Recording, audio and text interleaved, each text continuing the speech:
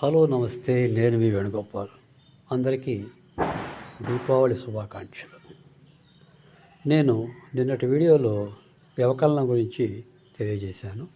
గత వీడియోల్లో వస్తున్న రెస్పాన్స్ నాకు ఎంతో ఆనందాన్ని ఇచ్చింది. నేను ఇంకా జాగ్రత్తగా చేయడానికి ఇది ఉపయోగపడుతుంది. చిన్న మిస్టేక్ ఏం జరిగిందంటే, నిన్నటి వీడియోలో ఆడియో సరిగా రాలేదు. ఇకపై వచ్చే వీడియోల్లో ఖచ్చితంగా జాగ్రత్తలు తీసుకుంటాను. ఈరోజు అందరూ పండగ మూడ్లో ఉన్నారు కాబట్టి లెక్కలు కాకుండా ఓ మోటివేషనల్ చెప్పాలనుకుంటున్నాను.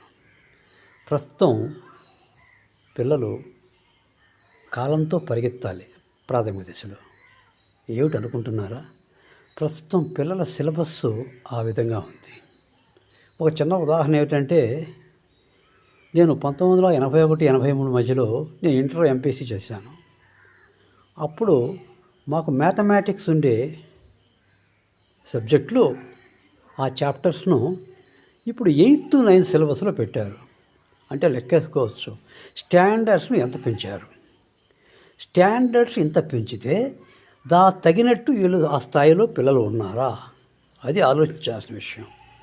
నగరము పట్టణ ప్రాంతాల వాళ్ళు ఓకే, వారి జీవనశైలి వాళ్ళ స్థాయిలో ఆ విధంగానే అటు ఇటు ఉన్నాయి, పర్వాలేదు. కానీ గ్రామీణ నేపథ్యంలో ఉండే పిల్లలు ఆ స్థాయిలో ఉన్నారా? ఇది ఆలోచించాల్సిన విషయం. ఉన్నారా అంటే పూర్తి స్థాయిలో లేరనే చెప్పాలి. ఒక ఉదాహరణ ఎలా ఉంది గ్రామానికి నగరానికి తేడా అంటే, ఓ సంవత్సరం క్రితం మా మనవడు, అంటే మా అన్న మనవడు, నేను ఇద్దరం కారులో వెళ్తున్నాం. వాడు 2వ తరగతి లాస్ట్ ఇయర్. నన్ను అడిగాడు, తాత మీరు ఏ క్లాసులు చెప్తారని. నేను 1 నుంచి 5 వరకు చెప్పాలరా అని చెప్పాను. నీకు ఇష్టమైన సబ్జెక్ట్ ఏంటి అన్నాడు. నాకు మ్యాథమెటిక్స్ ఇష్టంరా, బాగా చెప్తానని చెప్పాను. అడిషన్స్ సబ్ట్రాక్షన్స్ చెప్తున్నావా చిన్నపిల్లలకు అన్నాడు. చెప్తున్నారా, బాగానే చెప్తాను. వాడు సబ్స్ట్రాక్షన్స్ అంటే తీసివేతల్లో, దశకం తీసివేతలను ఇంగ్లీష్లో నాకు ఎక్స్ప్లెయిన్ చేశాడు. ఎక్స్ప్లెయిన్ చేస్తే నేను ఆశ్చర్యపోయేదిగా నా పక్కన ఇంకో వ్యక్తి ఉన్నాడు, మా పురోహితుడు. ఆయన అంటే షాక్ అయిపోయి అన్నాడు, నవ్వుతూ అన్నాడు, బాబు మా కాలంలో ఇన్ని సదుపాయాలు మాకు లేవురా, నీ అంత ఇంటెలిజెన్స్. కానీ వాడు 2వ క్లాసే. వాడు ఎక్స్ప్లెయిన్ చేసే స్థాయి అంటే అది వాడు నగరంలో ఉన్నాడు కాబట్టి వాడు ఆ స్థాయిలో ఉంటున్నాడు. ఇప్పుడు గ్రామీణ ప్రాంతాలు ఇప్పుడు ప్రస్తుతం సిలబస్ ఎలా ఉందంటే సేమ్ నగరంతోనే అదేవిధంగా సిలబస్ ఉంది. ఇక్కడ ఏమైపోతుందంటే పిల్లవాడు గందరగోళానికి గురైపోతున్నాడు. ఎందుకంటే వాడు ఆ స్థాయి లేదు గ్రామీణ ప్రాంతంలో. కానీ అందరికన్నా ఎక్కువ ఒత్తిడికి లోనైపోతుంది అంటే టీచరు ఆ సిలబస్ చెప్పాలి. సిలబస్ వాడు అందుకోలేకపోతుంది. కానీ టీచర్లలో కూడా ఇప్పుడు బాగా కసి పెరిగిపోయింది. ఎలాగైనా వీళ్ళని ఆ విధంగా తీర్చిదిద్దాలని. ఏమైపోతుందంటే ప్రాథమిక దశలోనే స్ట్రాంగ్గా ఫౌండేషన్ పడాలి. పునాది ఎంత గట్టిగా పడితే అది పెద్దయినాక కూడా అంతగా అవుతుంది. ఎలా అంటే నా జీవితం తీసుకుంటే లెక్కలు అంటే జీవితం, లెక్కలేని జీవితమే లేదు. గణితం వస్తే అన్ని సబ్జెక్టులు వస్తాయి, గణితం రాకపోతే ఏమి రావు. ఎందుకంటే గణితం మెదడును వేగంగా ఉత్సాహంగా ఉండేది ఉపకరిస్తుంది. ఒక్క గణితం బాగా వచ్చిందంటే పిల్లవాడికి అన్ని సబ్జెక్టులు వచ్చేస్తాయి. నేను 5వ తరగతి వరకు ఒక ఆవరేజ్ స్టూడెంట్.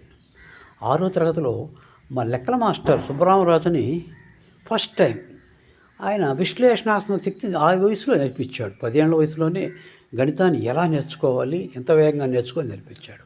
తర్వాత 7వ తరగతిలో మాకు హెడ్ మాస్టర్గా ట్రాన్స్ఫర్ అయింది వచ్చాడు, సుబ్రాయల శెట్టి అని. ఆయన వచ్చిన తర్వాత గణితాన్ని ఎంత మన ఓన్ చేసుకోవాలి, ఎంత ఇష్టంగా నేర్చుకోవాలో ఆయన బాగా నేర్పించాడు. అప్పటి వరకు ఆవరేజ్ స్టూడెంట్గా ఉన్న నేను ఇంటెలిజెంట్ అనిపించుకోగలిగాను. ఇక్కడ నాకు 7th క్లాస్లో పునాది గంత గట్టిగా పడింది కాబట్టి నేను ఇంటర్మీడియట్కి వచ్చేసరికి మాకు గురు మహాపితామహుడు అనొచ్చు ఆయన. అతను ఒక గ్రేట్ మ్యాథమెటిషియన్. అంటే వారి కుటుంబంలో అందరూ అందరూ గణితంలో లెక్చర్లుగా పనిచేసిన వాళ్ళే. ప్రస్తుతం అప్పట్లో ఆయన డిస్ట్రిక్ట్ లెవెల్లో ఎవరు కూడా ఆయనతో లెక్కలు చెప్పేవారు గారు. ఆయన లెక్కలు ఎలా చెప్పాడంటే మంచినీళ్ళ ప్రాయం చేశాడు. అందువల్లనే ఆయన పుణ్యమే ఈరోజు నేను మీకు మోటివేషన్ క్లాసు చెప్పే స్థాయికి ఎదిగాను. అందువల్లనే కాబట్టి గణితం ముఖ్యం. గణితం అంటే ఒక భూతంలా తయారు చేశారు పిల్లలకు. అలా కాకుండా గణితం ఎంతో సులభమైంది.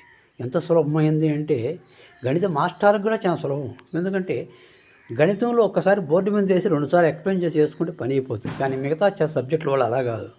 మిగతా సబ్జెక్టులో వాళ్ళు పాఠం చెప్పాలి, తర్వాత నోట్స్ చెప్పాలి. కాబట్టి పిల్లలకు ముందు గణితం అంటే సులువు అనే మాటను అలవాటు చేయండి. వాళ్ళకు ఈజీగా దానికి అవుతారు. లేకపోతే చాలా ఇబ్బంది పడతారు. రేపు ఈరోజు పండగ ఎంజాయ్ చేయండి. రేపు వ్యవకలనంలో 3 అంకెలు 4 అంకెల మీద రేపు చెప్పుకుందాం. Okay, bye.